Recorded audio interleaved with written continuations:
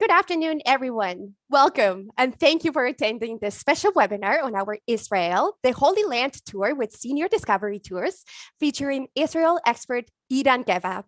My name is Natalia, and I'm a tour consultant and tour manager at the London, Ontario branch office. I have been working for Senior Discovery Tours for 10 years, and I have had the privilege of escorting many incredible tours. Please note that everyone has been muted to allow for the full enjoyment of this presentation. Should you have any questions at any time, please enter them into the Q&A section at either the bottom or the top of your screen, depending on your device. On our agenda today, we will briefly discuss some updates regarding health and safety regulations and our new rewards and referral programs. Our guest speaker, Edan Geva, will take us on a virtual tour to explore Israel. There will then be a question and answer period and a chance for one lucky attendee to win a $100 gift certificate towards their next trip with Senior Discovery Tours. The health and safety of our clients and staff are of the utmost importance, and we are thrilled that we have been awarded the Safe Travel Stamp by the World Travel and Tourism Council. Vaccination against COVID-19 will be required to participate in all of our tours. For your peace of mind, our insurance policy does cover against COVID-19 when traveling with us. During the travel pause, we have been busy enhancing our tour programs and operations. We are also introducing our exciting new Discovery Rewards and Blue Sky Referrals programs shortly. We will formally announce all the details of the program and send you all a link to enroll. In addition, another amazing new program is our Insider Club benefits. If you're part of a club or association, we will offer a 4% commission to be paid directly to the club or association. For more information or to book a virtual presentation for your club, please contact us. Please rest assured that you can book your Senior Discovery Tours holiday with complete peace of mind. We will continue to be the travel industry leader by offering a refund policy that is far more flexible and generous than any other tour operators. You may cancel your tour for any reason up to 60 days prior to departure and to receive a full refund.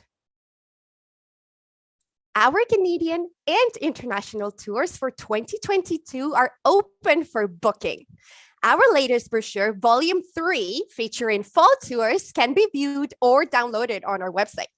If you're on our mailing list, you're going to receive a copy in the mail in the next few weeks. If you're not currently on our mailing list and would like to be, please subscribe on our website. Each season, we like to include new and unique, exciting tour destinations. Check out our latest brochure for more details on these incredible new tours. Now, on with the program. Today, we are joined by Israel expert Edan Geva, who will take us on a virtual tour to explore the magic and mystery of Israel. Edan has worked as an Israeli tour guide for over 20 years and delights in accompanying tourists on their exploration of Israel. He has been of service to many high-profile clients from political, finance, sports, and space industry. Hi, Edan. Thank you so much for joining us today. Shalom and greetings from Jerusalem. And thank you so much for having me with you today and allowing me the opportunity to tell you a little bit about this land, which I love so much and is very influential to the entire Western civilization. A few words about myself. I am a historian and archaeologist, and my work predominantly revolves around the 1st century AD in an excavation capacity. And of late, in the last 2 years, since the tourism industry was very, very slow, I have been involved in archaeological preservation and restoration. So this land is very good for the archaeology business. Let's start. Let's see the next slide, please. The land of Israel is a tiny land. We are 527 kilometers long. That's it. and we are about 75 kilometers wide in our widest point. And we are also only 10 miles or 15 kilometers wide in our narrowest point. And this is a big issue and a big concern for us. The land of Israel itself is situated from a tectonic plate point of view. Our north is in a European climate zone. Our east is in an Asian climate zone, and the south will be in an African climate zone. And we are the single most biodiverse place on Earth. Let's see the next slide, please. On the left-hand side is the committee which discusses the construction and creation of the city of Tel Aviv, which is one of our two most important cities today. And the city of Tel Aviv is originating in 1910. The committee that you see in the sand dune will be the 120 people, the 60 families, the founders of Tel Aviv. And the image of these people on a sand dune, if you take a look to the image of the right, it's one city block north of the waterline of this modern city, this metropolis. And the city grew by 1 million%. When the city was established in 1910, it had 120 souls living in it. The census of 2010 counted 1.2 million people living in the city of Tel Aviv. Tel Aviv is the heart of what you would call the startup nation, the technological powerhouse, which is Israel is today. Also, our financial world revolves around Tel Aviv, and the culture revolves around Tel Aviv. The theaters are in the city. The TV shows, which are making good impact in North America, Fauda is currently the most popular example. And all of our fine dining, Tel Aviv, that is the place for you, for the 21st century vibrant state aspect of Israel. Let's see the next slide, please. The city of Caesarea, and it's one of the three marvels, the three wonders created by King Herod the Great. On the left-hand side, we see the theater which King Herod created in the 1st century BC. And Herod the Great creates this theater and this city as an economical powerhouse. The ships of trade from Europe, from the Roman Empire would arrive. They would trade with the caravans that the king made from every corner of the Middle East. And King Herod invents cement. This is the first commercial usage of cement in world history, is to create this port city where no natural bay exists. This is an undertaking modern governments are not interested in undertaking. King Herod did that 2,100 years ago. The image on the right and bottom is the racetrack of Caesarea. After the death of Herod, this was considered to become a gladiator arena. There was much less gladiator combat in the Holy Land because of the Jewish tradition and the commandment, "Thou shalt not kill." Nevertheless, after the death of King Herod, the Romans turned the kingdom of the Judea into the Roman province of Judea. And with the abolishment of the title King of the Jews, the Roman governors pay much less notice to Jewish custom. The fifth of these Roman governors is one Pontius Pilate. You can notice the image in the center of this slide is the Pontius Pilate stone. And this is a case where biblical archaeology is very satisfying.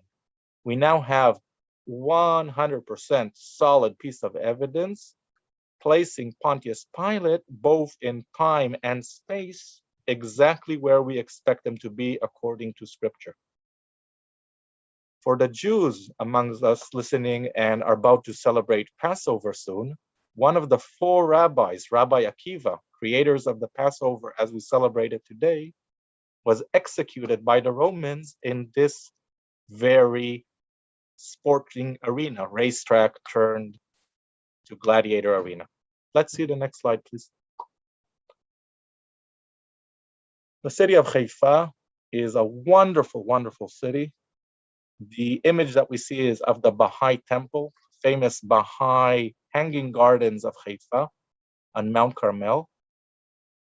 From there, you can see all the way from the top of Mount Carmel to the Baha'i garden, to the old German colony, and to the modern seaport. The city of Haifa is a shining example in the Holy Land of everyone, all the ethnicities and all the various denominations getting along with each other. The city of Haifa is also the municipality with the most Nobel Prize winners living under the same municipality in the world on account of the Technion, the Israeli equivalent to MIT, which is situated in this city. Next slide, please. The city of Akko, or Acre. It's a 4,000-year-old city, and we'll see many of those in our short virtual tour together. And this particular image is the best preserved Crusader relic in the entire world. And this will be the capital of the second Crusader kingdom, the one created by King Richard the Lionheart of England. This was a fascinating case in archaeology. And about 800 years ago, when the Mamelukes eliminated the Crusader kingdom, or the second Crusader kingdom, the Mameluke leader, Baibars, hated the Crusaders so much, he orders their citadel to be buried underneath the earth as if it never existed. The fact that it was buried so thoroughly has actually preserved it to perfection. And when it was excavated, all the archaeologists needed to do was remove the gravel and the dirt that was put there 800 years ago and unearth the single most preserved Crusader building you can find anywhere on the globe. Next slide, please. The Sea of Galilee, which is my home. And the Sea of Galilee is very special to the Christian faith. And the New Testament, the Gospel, takes place between the village of Magdala on the west side, the city of Bethsaida on the east side, which is now being excavated by my own professor, Professor Moti Aviam, which means we now have a positive ID of all of the various villages mentioned in the 3-year ministry of Jesus Christ. And if you take the gospel, the 3 synoptic gospels, you find that the Sea of Galilee is 70% of the locations. Jerusalem, Nazareth, Judean wilderness, or Bethlehem, everything which is not the Sea of Galilee is combined 30%. The boats which you see in the imagery are rented out to the visiting churches and tours. And the visitors get to have service right in front of the lands which the scripture are describing. Next slide, please. An amazing discovery, discovered completely and utterly by accident when the Roman Catholic Church wanted to build a pilgrimage hotel, which they eventually have. They purchased the land in 2006. The government of Israel sends Professor Najad Arfan to investigate and see if there's anything of value underneath this earth. And that was a public beach at the time. And Professor Arfan, after conducting a survey, was able to discover the synagogue of the city of Magdala, which we can see in both the left images. And you can also see some original artwork, both on the bottom and on the top. And this is an opportunity for you to see what Jesus Christ has seen with his own eyes in his time in earth in the Galilee. On the right-hand side is another unique and singular artifact. And this is a three-dimensional rendering of the Holy Temple in Jerusalem, which was destroyed in 70 AD by a local parishioner by this synagogue of Magdala prior to 70 AD. And this person went to Jerusalem, saw the temple with his own eyes, went back home and wanted to do something nice for his synagogue. Little did he know that his town will be destroyed, that the temple will be destroyed 2 years later. And completely and utterly by accident, this will all be unearthed in 2009. Next slide, please. On the left-hand side is the city of Capernaum, or town of Capernaum. This is a 4th century building, and Capernaum is a very good opportunity to see how archaeology and theology are influencing each other. And this building came into existence because of the deeds and works and life of Jesus Christ there in the 1st century. And Capernaum is the calling of the two fishermen brothers. This is the exact place where the Christian faith was born. Once Christ calls to Peter and later Andrew, and they drop their nets and follow him, that moment Christianity exists in the world. It was very, very small at that point, but it does exist. On the bottom right is another unique artifact. This is a boat from the time of Christ.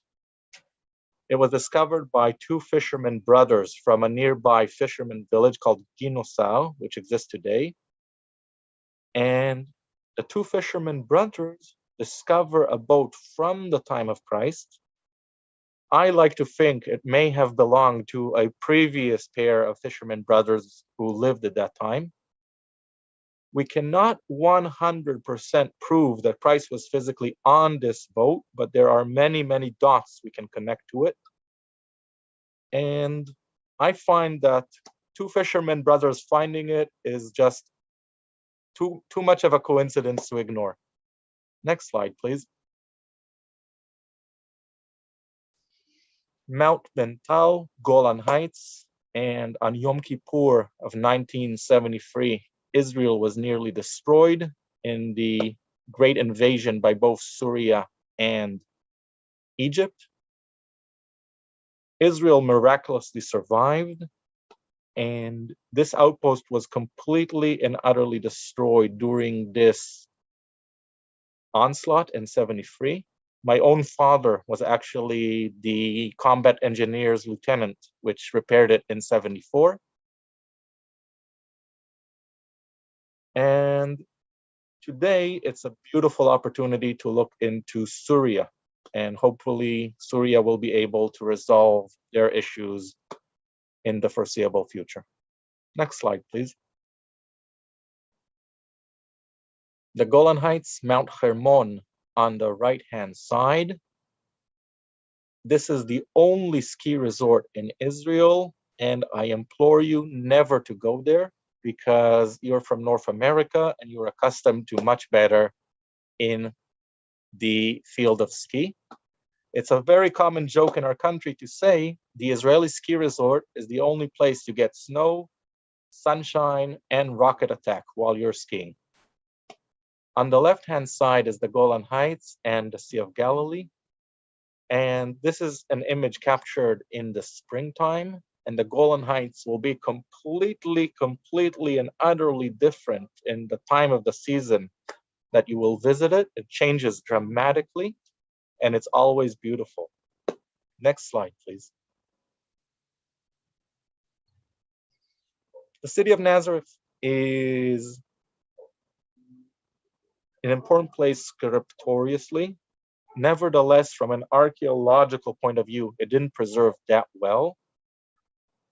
And on the left-hand side on the top, you can see what remains of the authentic first century Nazareth dwelling, residential, but very little actual archaeological findings remain. As this was a very poor city, the standards of building were quite low and they did not preserve well over time.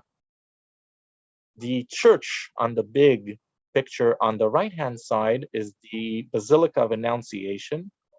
The current church is from the 1970s. In the lobby or the lower level of it, you find two older churches. One is a Crusader church and one is a Byzantine late Roman church. And it's a Roman Catholic church built by Jewish construction workers in an Arab Muslim town. Another day in the Holy Land. Next slide, please. Jerusalem from the east slope, and these are some of the very few olives which remain on the Mount of Olives. During the time of Scripture, the Mount of Olives was the agricultural peritheia of Jerusalem. Today, the Mount of Olives has predominantly graves, and we will discuss more in depth why is the theology behind it once you arrive in the Holy Land. You can also see the old wall of the city from the 1530s, and the most famous landmark of the city, the Dome of the Rock. Next slide, please. The Dome of the Rock is built over the second miracle by Herod, which we will see in our time today. And King Herod wasn't satisfied with the mountain God himself chose for his temple. That was not large enough for the ambition of King Herod. He chopped the natural mountain down. He placed a series of archways, one after another. Upon that, he created an artificial plateau. This is the original artificial plateau you can see in the imagery on the top right side. On top of that was the temple, which appears in the New Testament. That temple will be 3 times larger and 3 times taller than the Dome of the Rock, which is on top of the Temple Mount today. That temple was destroyed in 70 AD, yet a little bit of it remains and can be seen today. Next slide, please. The Western Wall was not a place of worship for the Jewish people as long as the temple stood. Once the temple was destroyed, the Western Wall is the closest to the tabernacle of the temple, which no longer exists. Then and only then does it get the place of prominence which it has today. The left image shows us the tomb of Jesus Christ. Next slide, please.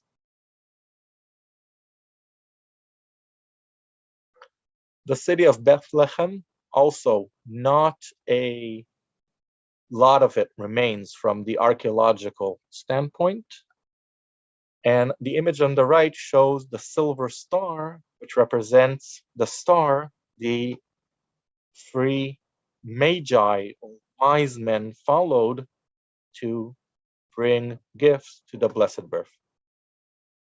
Next slide, please.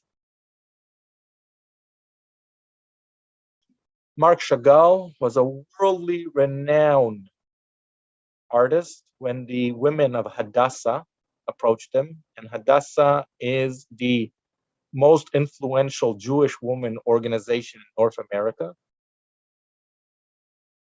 They are influenced by a great and genius woman called Henrietta Sold, and they take it upon themselves to provide healthcare and education to the people of the land of Israel, of course, of all ethnicities and denominations, with no discrimination. Marc Chagall was asked, and he agreed, although being a worldly renowned artist, to contribute this mural to the synagogue of the Hadassah Hospital in Jerusalem, which is the largest and best equipped medical facility in the entire Middle East. In 1967, during the Six-Day War, the original mural was destroyed, and Marc Chagall contributed and created a second one, once again, completely and utterly voluntarily. Next slide, please.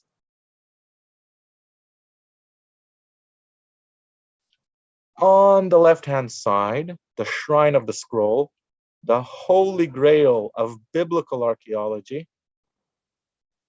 I myself have been privileged with running a massive reconstruction in Qumran. So those of you who will visit, please note that the renovation that happened during the COVID years is my work.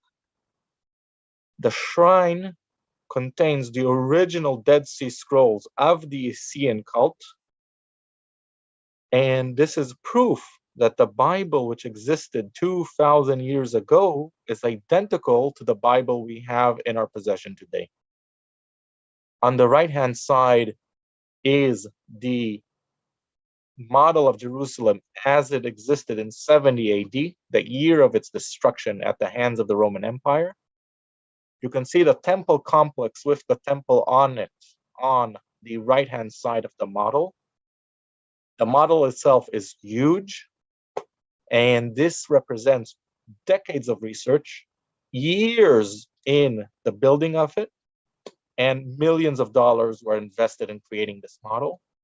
The building materials of the model are also authentic, and they are the same thing as what they're representing. It means a limestone house in the model is limestone.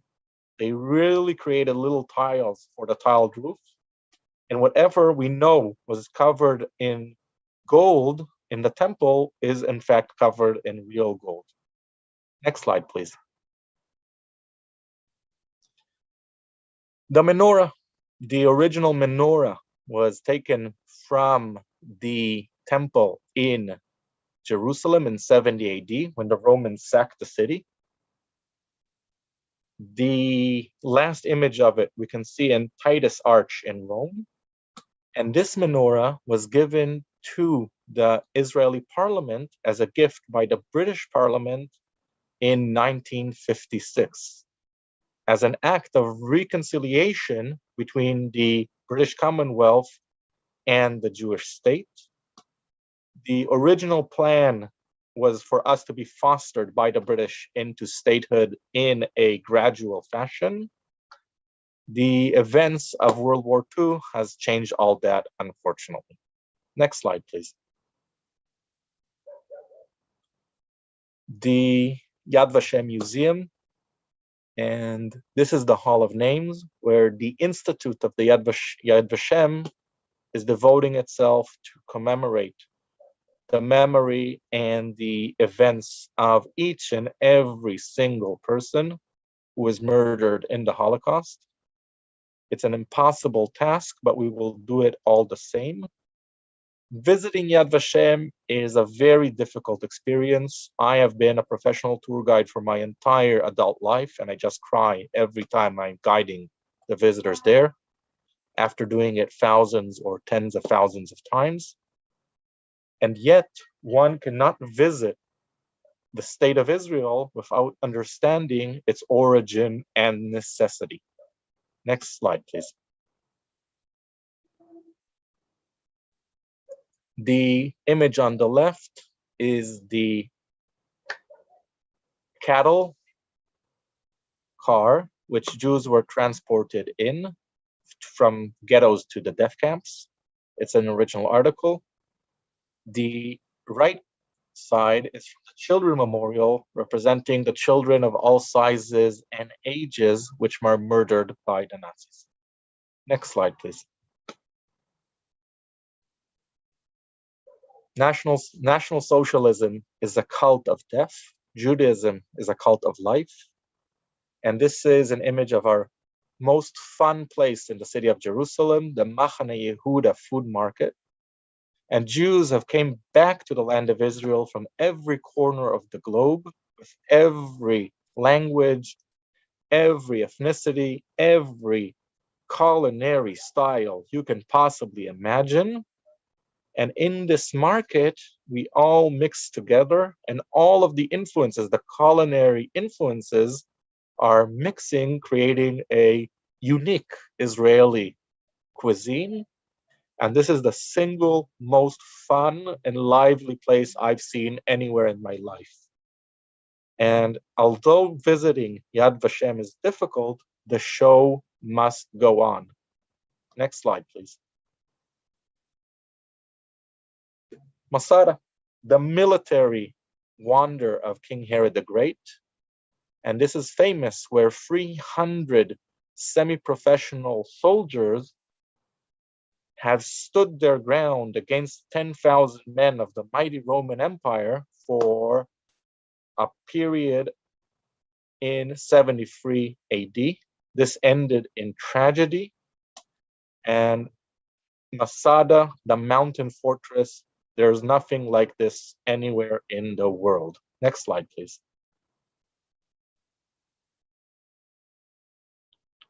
On the left is the original paint job from 2,100 years ago, which has been preserved. Next slide, please. No trip to the region of the Dead Sea is complete without the experience of floating in the Dead Sea, and you will do it in the comfort of a very, very nice resort and spa. Next slide, please. The Ramon crater is our version to the Grand Canyon, and it's a unique and beautiful natural phenomenon. And let's see the next slide, please. There's a tradition amongst the Jews, when we return to the ancestral homeland, we give ourselves a Hebrew name. And this man is Ilan Ramon, and his family named themselves after the Ramon crater. And he is a great, great man and a hero. And unfortunately, Ilan Ramon perished when the shuttlecraft Columbia has re-entered the Earth after its mission. Next slide, please. In the Ramon crater, we will meet the Bedouin, the nomadic people of the desert, and we will have hospitality, a traditional Bedouin hospitality at their tents. Next slide, please.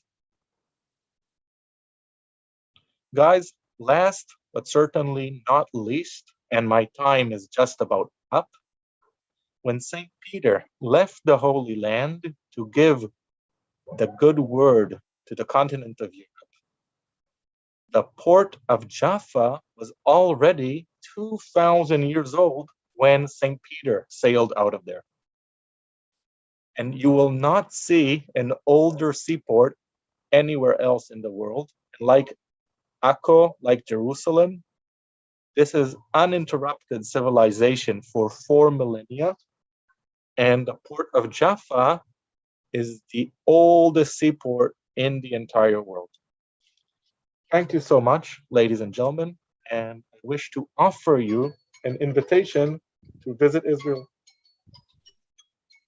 Wow, Eden, thank you so much for that incredibly in-depth and remarkable presentation. Just to let everyone know, our next offering of this Israel tour is this coming November and is now open for booking. So you can go ahead and book your spots. Now, we will now move on to our question and answer period with Eden. So if you have any questions for him, please enter them into the Q&A box and I'll pass them on to him. So Eden, once again, thank you so much for that incredible presentation and for all the information you have provided. It did feel like we were going through the tour with you. So thank you for that. And we do have some questions that have come in for you. So we hope you're ready. Now we'll start you off easy. In some of the images or most of the images that you showed us, we saw sunshine and blue skies, which makes us all feel really warm inside, but that can sometimes be deceiving. Now, we have tours to Israel in November and in March every year. So, what kind of weather can we expect during these months? So, ladies and gentlemen, if there are bird watching enthusiasts that are watching this, before I address your excellent question, Natalia, Israel and Panama are the best places in the world for bird watching. And half the bird population of the world will fly overhead exactly in these months. So this will be another incentive to visit them for natural attractions. To address your excellent questions, Natalia, the land of Israel is tiny, yet we have a wide spectrum of climates, which means the North Golan Heights and Jerusalem, on the count of its altitude, could be quite cold. And I assure you that the desert, both in the Dead Sea and in the Ramon Crater, will be extremely hot. So you need to pack and be ready for both of these scenarios, which All is quite seasons. which is quite ironic because the entire length of the nation is really only 5 or 6 hours to drive. So pack for all seasons and bring layers that you can put on and take off as you need to. That's great. Thank you so much for addressing that question for us. And the bird watchers will make sure to bring their binoculars. So thank you for that as well. And what other kind of clothing or items should we bring for this tour?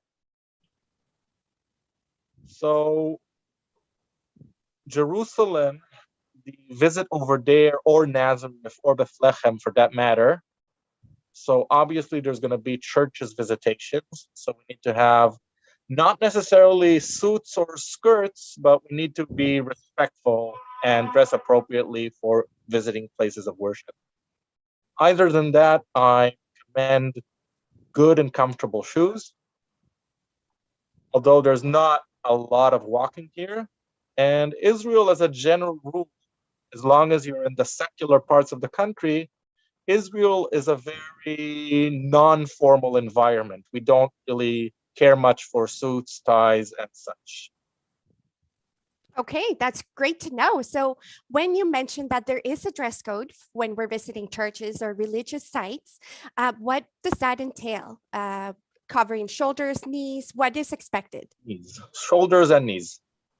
Okay, and you'll let us know in advance when Yes. we're about to visit those sites so we can be prepared with something to cover up or dress accordingly.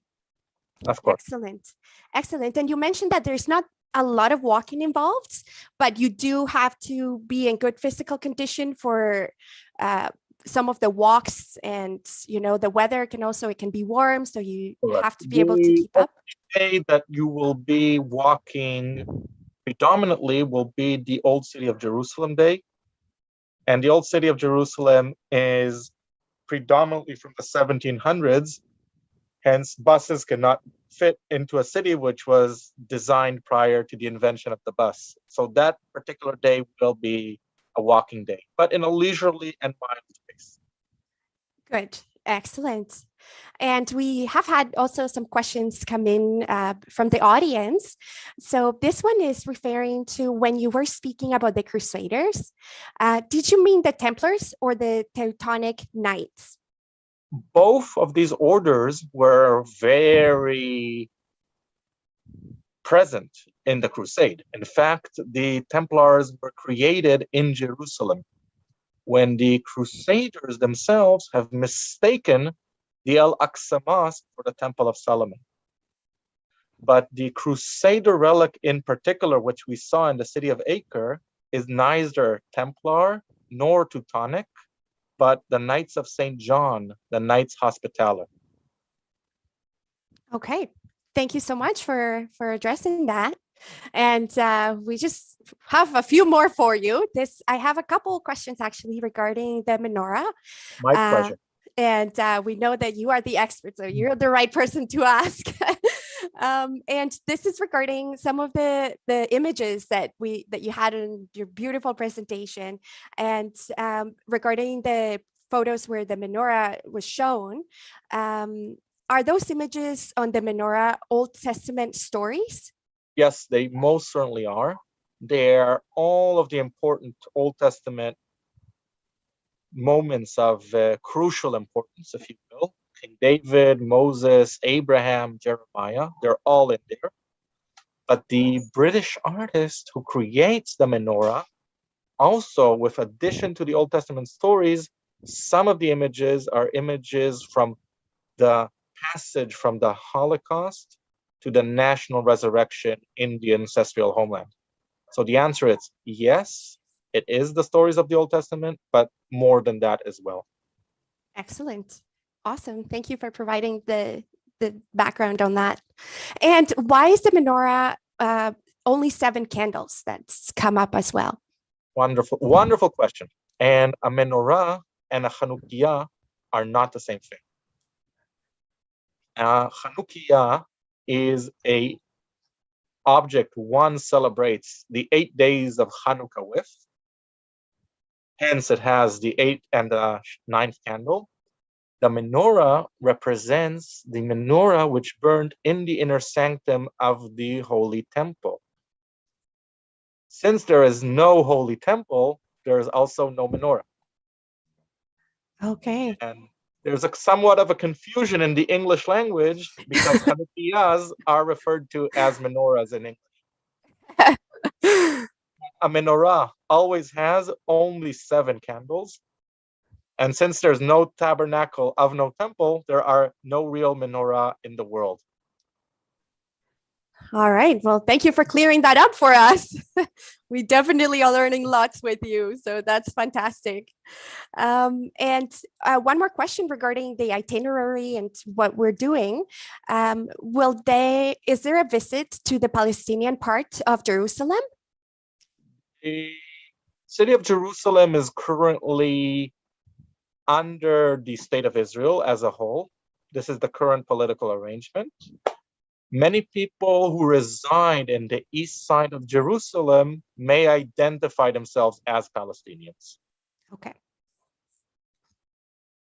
So you may encounter some people, but are you visiting the side in the city? It's part of the city. It's of course the Mount of Olives is part of that, and the Muslim Quarter inside the old city. People may identify as Palestinians, and there's nothing wrong with that. Sure. Thank you so much. You're great. This is perfect. And now we did see some beautiful pictures of food, just making us all hungry here right about lunchtime where we are in Ontario. So I know that it's past dinner time for you in Israel. So what could we expect when we are on this tour for a typical lunch or dinner? So a typical lunch in Israel is usually we eat our meat only at the lunchtime. Okay. And we have a big dinner with meat on Fridays or holidays. But besides that, we try not to have dinner with meat. The eating inside the hotels will not necessarily follow the local custom, and the hotel will adapt to the Western way of doing things.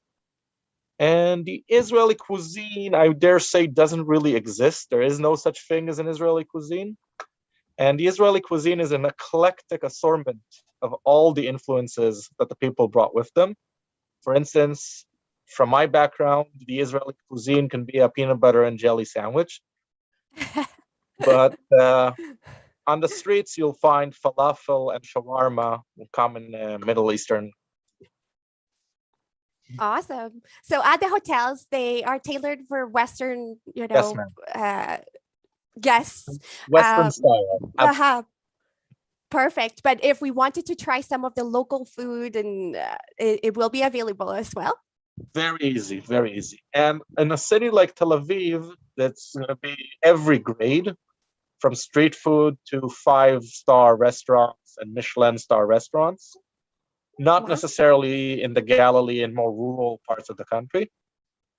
The city of Tel Aviv, from a cultural standpoint, is really a North American city on every level. The people will speak Hebrew and use shekels, but they are completely and utterly Western. And you'll find all the food stuff that you are accustomed to and a lot of local foods, which I can happily recommend. Fantastic. And is the tap water safe to drink? 100% yes. Great. And we must only drink from the taps which are not marked by purple. Okay. And Israel is number one in the world in water efficiency. And we took a desert and turned it into a green, lush, and beautiful agrarian country. And Wow. we had to use sewage water, recycled sewage water, in order to get that done. So if the tap is colored purple, you may not drink from it under any circumstance whatsoever. Anything else, we are a first world country with Western health standards. Of course. Well, and I'm sure you'll be reminding us about the purple taps. Perfect. So there is one more question here. It says, would you please spell the name of what is erroneously called the menorah? Some of them from my audience have never heard before. So are you able to correct the spelling Hanukkah? of the name of what is erroneously called the menorah that we confuse? How do you spell it? It's Hanukkia, Hanukkia. Or if I may be wrong, but that's but that's how it's phonetically. Yeah. And guys, it's very easy, okay?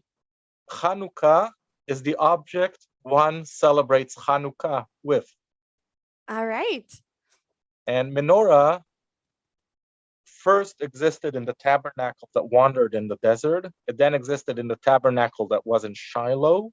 It later existed in the Holy Temple in Jerusalem in both of their incarnations. And today it does not. Well, there you go. So I hope you wrote that down. There is a test at the end. So we'll test everyone in their pronunciation. And one more question regarding spelling and meanings of words. What does Tel Aviv translate to? Wonderful question, and I'm very happy that you asked. And the great man called Theodor Herzl was one of our founding fathers. And he wrote some important pieces of literature. And he wrote a title in his native tongue, German, Der Judenstaat, describing his vision of what the Jewish state should be. He also predicted the Holocaust, that it's going to happen in the late 1870s, and he warned against it. And the title was extremely boring and no one wanted to read it. He wrote a fictionalized version of his title, Der Judenstaat, the Jewish state. And it's a science fiction novel describing a trip to the Holy Land in the 21st century. And he named it in its native language, German, Alte Neuland, Old New Land. And that book was a hit. Everyone wanted to read that. And when a name was chosen for Tel Aviv, Tel, old, ancient, Aviv, spring, youth, renewal, named after the science fiction novel Old New Land. That's interesting. I'm glad that came up as well. Fantastic. And lastly, I do have one more question for you, just so that because we are all preparing to go there in November. What are we looking at in terms of currency? The shekel, $1 buys you 3.2 shekels. And I believe $1 Canadian is around 2.5 shekels, if memory serves. All right. So can we buy a coffee with that? You can buy a coffee for the equivalent of $2.50 or $3 US. Okay. Actually, you can also, there's cheaper places on the street. It will run for $2 US. All right. But it tends to be an expensive place, doesn't it? Tel Aviv, unfortunately, is currently the most expensive city in the entire world, and I'm not 100% sure why. You have all the answers, so it must really be a mystery if you don't know. Well, Eden, thank you again for your time and for such an informative presentation, for taking all our questions. And we really hope to see you there in November. So thank you so much again. And let me please invite all the people in my native tongue, Hebrew. Bruchim habaim le'eretz Israel. Welcome to the land of Israel. Thank you. We will be there very soon. Have a great day, Eden, and thanks again. Goodbye. You're great. Shalom. Take care. Now, I will now be asking a question for your chance to win a $100 future travel gift certificate with Senior Discovery Tours. Remember, the first person to place the correct answer in the Q&A box will be the lucky winner for today. And the winner is going to be announced at the end of the presentation, so stay with us. Now, the question is, how old is the port of Jaffa? Once again, the question is, how old is the port of Jaffa? Go ahead and enter all your answers. Now, please don't miss our next exciting webinar taking place on June 1st, 2022, featuring South Africa with guest speaker Peter Marburg. Be sure to subscribe to our e-newsletter on our website to receive a free Zoom invite in your inbox. Stay tuned for details regarding upcoming webinars on our social media. If you would like to learn more about Senior Discovery Tours, please stay with us as I will be providing more details about our tour types and remarkable inclusions. As the leader in escorted group tours for over 45 years, we now offer over 200 tours and cruises, all with interesting itineraries, great value, and quality. The best part is that all of our tours are guaranteed in Canadian funds with all the taxes included and no hidden fees. To ensure that you have a carefree experience, here are just a few of the things that we include on all of our tours. We also offer additional inclusions to enhance your tour experience. Entry visas to those countries where it is required, waiting lists, and a roommate matching program. Our optional services allow you to curate your own travel experience. We offer air extensions, flight upgrades, room or cabin upgrades, as well as optional excursions on select tours. Now, on to some of our exclusive tours and what they offer. We have flight plus coach tours. They are multi-city tours, which means more hotel changes and lots of movement, ensuring tons of excitement. Listed here are some of our more popular flight and coach tours. Just like the term suggests, these tours are best suited for those that enjoy staying in one location and exploring its surroundings. These tours are much more leisurely, allowing for time to relax and to also enjoy excursions. Here are just a few examples. Next, we have our 2 and 3 center holidays. Focusing on 2 or 3 different regions or countries, these tours are excellent if you want to combine a couple of locations, but still have plenty of time to explore. Listed are some of our most popular 2 and 3 center holidays. Another vacation type is our classical coach tour. These tours are perfect for those who do not care to travel abroad and wish to have an experience closer to home. Adventurous travelers who enjoy moving around while taking in incredible scenery love our walking and hiking tours. Truly a wonderful way to travel. Offering a completely different perspective and unique way of traveling, it's easy to see why our rail tours are becoming increasingly popular. Now, for those wanting more adventure and never-ending opportunities for discovery, consider our exotic destinations. These tours are sure to delight anyone ready for an exciting journey. And lastly, Senior Discovery Tours now offers 30 different cruises in locations all over the world. You will have access to hundreds of activities and amenities, not to mention incredible views. Here are some of our more popular cruises. Now, the correct answer is 4,000 years old. The port of Jaffa is 4,000 years old. We are doing our very best to stay ahead of any travel-related updates that may affect your current plans and to offer guidance when considering your next tour with us. Let's believe that this year's warmer months are going to open up a lot more travel opportunities to foreign countries and the opportunity to get back to exploring our dream destinations. We will continue to offer the easiest, most enjoyable, and informative booking process, which will soon include online booking. A big thank you to all of our loyal customers who have been posting such fantastic reviews on our social media over the past year. Please continue to let us know about your past travels and memories with Senior Discovery Tours, and feel free to also send us any suggestions for future destination webinars. You can follow us on all our social media platforms. These addresses can be found right on our website. We hope to see you again at our next webinar. Please take good care of yourselves and each other and have a wonderful afternoon. Thank you again.